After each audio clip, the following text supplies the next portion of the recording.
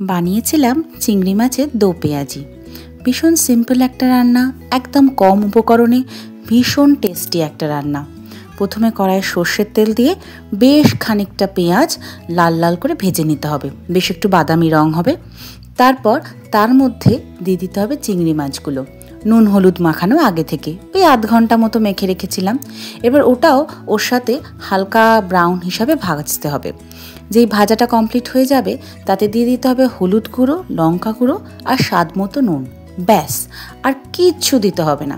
এবার বেশ খানিকটা ভাজা ভাজা হয়ে গেলে সামান্য একটু জল দিয়ে চাপা দিয়ে 5 মিনিট রাখলেই তৈরি চিংড়ি মাছের দো পেঁয়াজি। যেই সাইড থেকে এরকম তেল ছাড়তে শুরু করবে বুঝে যাবে যে রান্নাটা হয়ে গেছে।